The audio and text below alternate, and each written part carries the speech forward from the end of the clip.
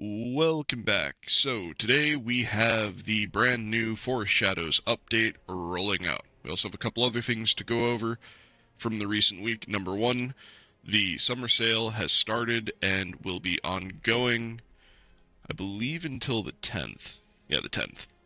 Um,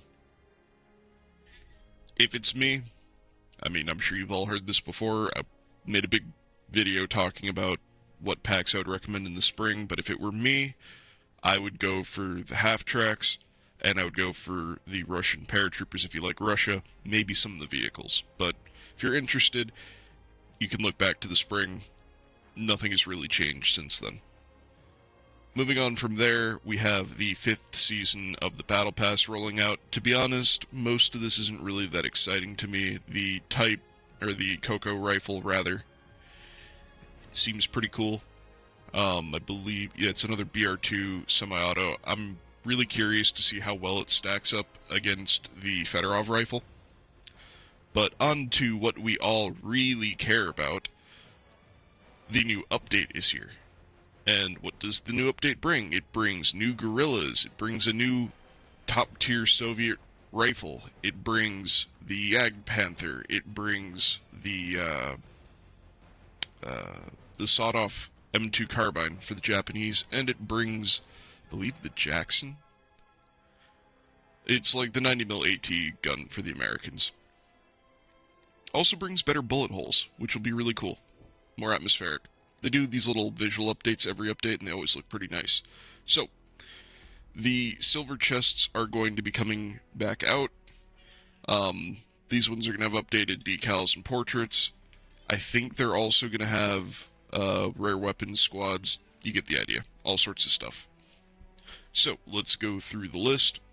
We have the new premium suppressed STG-44s. Their new guerrilla squad for the Germans. There's also the suppressed Thompsons for the Americans at BR4, also premium squad, with all the guns that we talked about. Then we have a BR change for the Solothurn from 2 to 1, finally. It's a really cool gun. I just wish it felt more practical. On a BR1 lineup, like a true BR1 lineup, it actually might be a pretty fun weapon to use. It's just at BR2 where you start getting access to projectors. I think I'd rather have like a Sturm pistol, personally. That's my go-to, at least at BR2. The GRB's not terrible, I just prefer the Sturm pistol, even though it takes forever to reload. The Lancia Flamme Mod 41 changed from 3 to 2, increased the number of Panzerfaust 100s for the USSR from 5 to 6, increased the base rate of fire of the AVS 36 from 600 to 800, so it's still probably going to be competitive, even with the 20-round AVT coming in. I think it's an AVT, right? Yeah, AVT 40. Increase the additional spare mags for the Luger Platinum and the nickel-plated Colt 1911. This has been talked about a bit lately about why do some of the event pistols just not carry as much ammo. I feel like it's something that was just overlooked in the past, but it's been addressed now. Increase the base damage of the Krieghoff to 12.7. So, that's nice. I don't think the Krieghoffs felt bad before, but they'll feel even better now. Improve the accuracy of the Solothurn, reduce the recoil of the SVT and the Sniper SVT. That's nice. Reduce the recoil of the AVT. Now I'm curious if this is going to apply to both of them or just the old one. I imagine it's probably both of them since they're adding in the new one. Increase the weight of the SVT 38s and 40s and the AVTs. They added a bayonet to the Beretta 1918. That'll be kind of nice. Anytime you get a Beretta on an SMG, in my opinion, it's pretty nice. Now, the Beretta 1918's it's a little bit of an iffy gun, but it's not bad. It's fun to use. I have an old premium squad that uses them. I'll have to look and see if they also got the update, since it's basically just a copy of a tech tree weapon. They added a sprint speed modifier to all of the special knives, except it doesn't look like the NKVD knives get it, which is what it is, but the San Marco dagger, the Moroccan dagger, and the Fairbairn Sykes fighting knife, so that's nice. Finally gives you more of a reason than just having a neat weapon that you almost never will pull out. They fixed the missing decorations on soldiers' helmets, they fixed the incorrect poses. You can now keep aiming between shots with a number of weapons and their variants. Now this is going to be really interesting. So with the Nagant 1895, the Winchester 1895, the Leonfield No. 4 Mark I, the Ross Mark III, the Ithaca, the Winchester, basically they're just going to let you keep looking down your sights. I know that sounds dumb, but it's going to allow you to stay on target better. I like it. I think it's going to be useful. Added the ability to change the nationality of soldiers for Germany and the USA. Now, this is going to be interesting. I do really want to look into this, because making proper, like, Italian lineups and British lineups, if that's what this did, that's going to be great. Added additional uniform options for the 227th Jaeger Regiment for every campaign. Added additional uniform options for the 1st Moroccan Auxiliaries for every campaign. Added customization options for the 214th Airborne. Updated the tunics for the 14th Parachute. So a lot of these squads are getting more customization, and that's always a good thing. Reduced the gold price for customization pieces by quite a substantial amount. 60 to 30 for heads, so literally cut in half. Torso with pants, 360 to 180. Torso with attachments, 240 to 120. So basically just across the board, it's been slashed in half. Now, I still feel like using soldier upgrades is going to be superior, but not bad.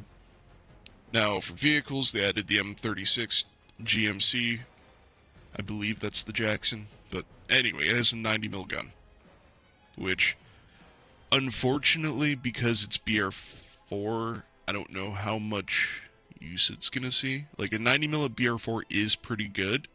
It's better than them putting it at BR5. I was really concerned they were going to put it at BR5, but you are open-topped, and if you're not up-tiered at BR4, having something like the Jumbo might serve you better, just because the extra armor. But I don't know, you can still run into Offernors, so it may not make a difference. In which case, maybe it is better to go for the gun. It's something I'm just going to have to test. I don't know. I like that it's BR4, though. Counter to that, though, the Ag Panther is at BR5, which I would have preferred to see it at BR4 because it's a hull-locked tank destroyer, but it is what it is. Then we have the N1K2J for Japan at BR5. I'm looking forward to this one. I need to get caught up on my Japanese. They've been slacking.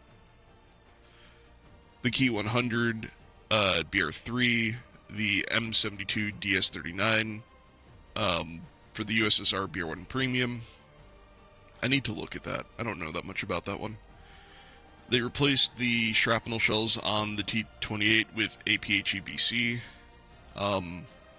Interesting. Hopefully it'll be better against tanks. We'll see. But the T-28, I just don't like T-28s. I feel like they're too thin for how big they are. They're just too easy to kill, even though they have like a 75, which you would think would make them really good against infantry, but I usually find them kind of disappointing there too. We'll see. They replaced the Panzer F1 and Panzer 4E's HE shells with heat, so that's kind of big. Heat is amazing against infantry, which I know sounds weird if you know about tanks, but it's just the way it works here. I like it. I appreciate it. I might actually get more use out of them. Improved the turning speed of the SDKFZ 251x1 and the 251x9. Awesome. Replaced the J2 M3 60 kilo bombs with Type 5 No. 6 Mod 9 rockets. Amazing. I would rather have rockets than bombs whenever I have the choice between small diameter bombs and rockets. I just feel like they're more usable. You don't have to risk yourself as much. Honestly, they might even be more explosive now. We'll have to look. But they'll just be easier to use. Replaced the Hurricane Mark II B's Ross 82s with RBS 82s. I don't know how much of a difference that's going to make. Like, I don't know the difference between the two, but I always had pretty good performance with the Hurricane Mark II-B. I'm pretty sure the RBSs are on the IL-2s, and I usually have pretty good success with the IL-2s, so should be fine. Corrected the position of the ME-410's pilot. It's now possible to switch any of the gunners in the following aircraft. There's a whole list there.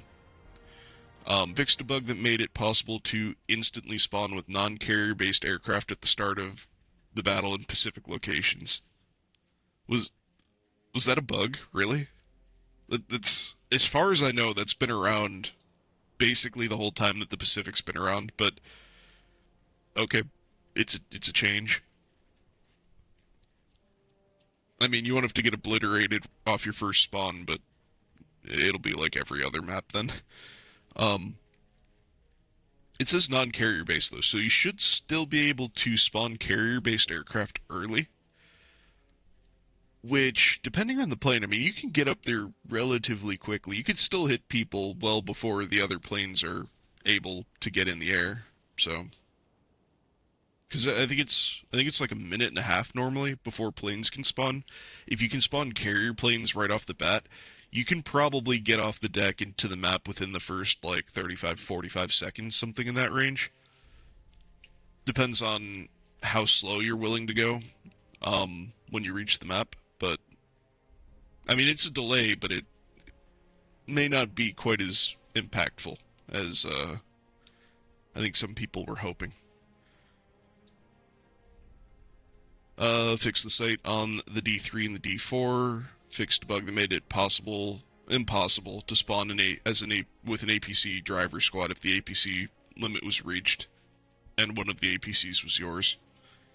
Yeah, that would have been kind of annoying, because normally it'll blow up your old one when you spawn the new one, but you can also spawn on foot. Most of the time, if I've got an APC up, I don't really want to get rid of it, but I guess it depends on where it gets positioned.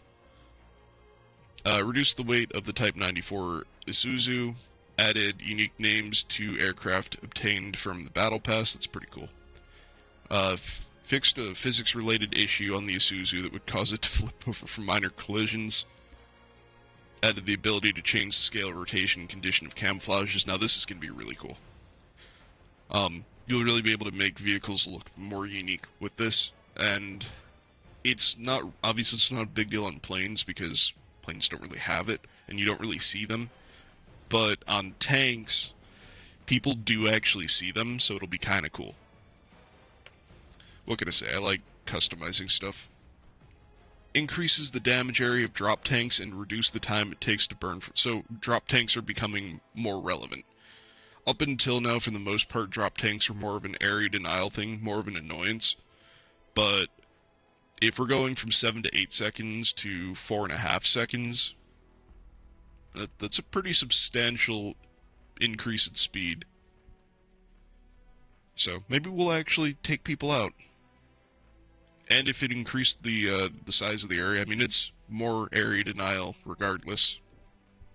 So UI added the ability to keep the unique decals from changing camo on certain BP and premium vehicles. Added an incognito option in contacts where you can hide your online status. Added a group as recruiting. Added icons for different artillery strikes in the call window. Added a notification when the controlling vehicle is being repaired. Added a filter when changing weapons or equipment. That'll be nice. Added a mission rating system. Yeah, I've been really looking forward to that one.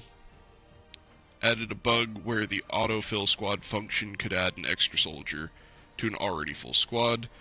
And then there's all the graphics, sound, and AI improvements. So most of these y'all can go through. The AI now stays further away from the player while building, aiming, and firing, so hopefully they won't get in the way as much.